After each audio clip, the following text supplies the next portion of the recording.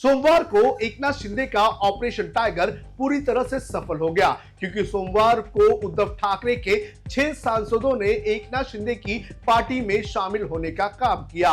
ये कार्यक्रम मुंबई के वाईबी सेंटर पर हुआ। यहां पर एकनाथ शिंदे समेत उनकी पार्टी के कई सारे बड़े नेता शामिल थे, लेकिन यहीं से लगभग 500 मीटर दूर उद्धव ठाकरे की भी एक मीटिंग हो रही थी। लेकिन यहां की मीटिंग में जो हुआ उसके बाद ये भी चर्चाएं तेज हो गई हैं कि क्या अब एक और ऑपरेशन टाइगर होने वाला है जो उद्धव ठाकरे के विधायकों को काटने का काम करेगा। क्या चर्चा हो रही है ऑपरेशन टाइगर के अगले फेज को लेकर, इसकी जानकारी आपको इस वीडियो में देंगे और यह भी बताने का काम करेंगे कि उद्धव ठाकरे की मीटिंग से कौन से वो 3 एमएलए और 1 एमएलसी जो है वो नदारद रहे। नमस्कार, आप देख रहे हैं लोकमत हिंदी। मेरा नाम है सुन कनौजिया। सबसे पहले आपको बताते हैं कि कल हमसे बात करते हुए एकनाथ शिंदे की पार्टी की सांसद ज्योति वाघमारे ने ऑपरेशन टाइगर के अगले पार्ट को लेकर क्या जानकारी दी है।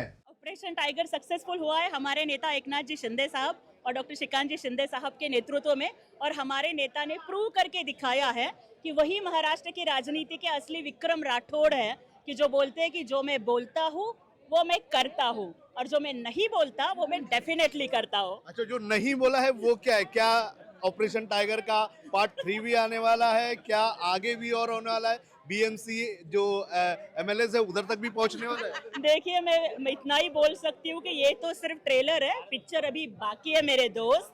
धुरंधर पार्ट 1 2022 में आया, ये धुरंधर पार्ट 2 है, और अभी इन सभी दलिंदर लोगों को छोड़कर महाराष्ट्र के धुरंधर हमारे नेता एकनाथ शिंदे साहब है, उनके साथ पूरा महाराष्ट्र जुड़ेगा। तो ज्योति वाघमारे ने कहा कि धुरंधर का अगला पार्ट भी जो है वो जल्द ही आने वाला है, और जैसे ही उनकी ये बात सामने आई उसके बाद सबकी नजरें टिक गई एक उद्धव ठाकरे की मीटिंग में, क्योंकि यहां से उनके 3 एमएलए और 1 एमएलसी जो है वो गायब थे। आपको बता दें कि उद्धव ठाकरे के पास महाराष्ट्र विधानसभा में 20 एमएलए हैं, और जो कल मीटिंग हुई उसमें से लगभग 3 एमएलए जो है वो गायब रहे, 1 एमएलसी भी गायब थे। कौन कौन से वो एमएलए हैं जो गायब रहे, ये आपको एक एक करके जानकारी देते हैं।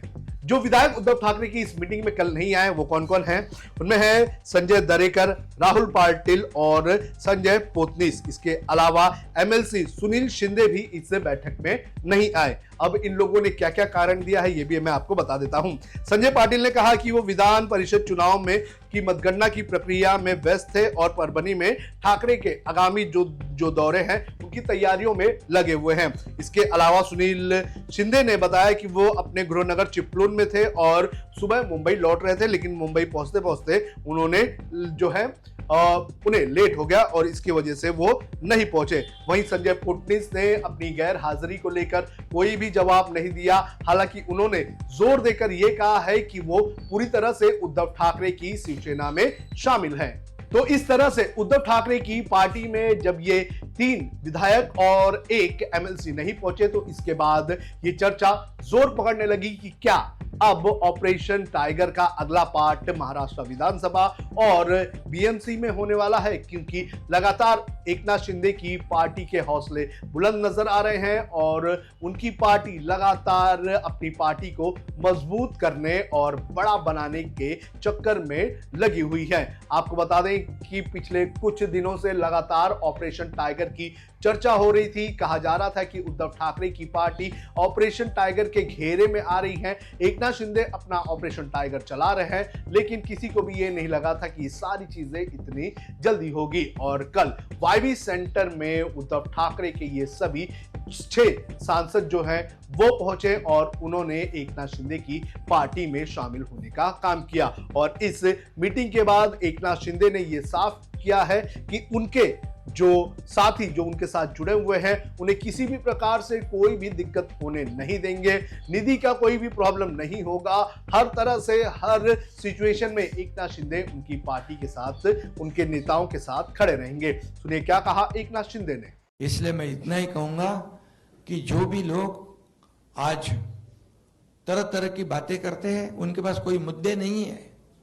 गलत सलत आप जब 2022 से गालियां देना है दे दो, जितनी गालियां देते रहो उतने खड्डे में जाते रहोगे, जाओ खड्डे में।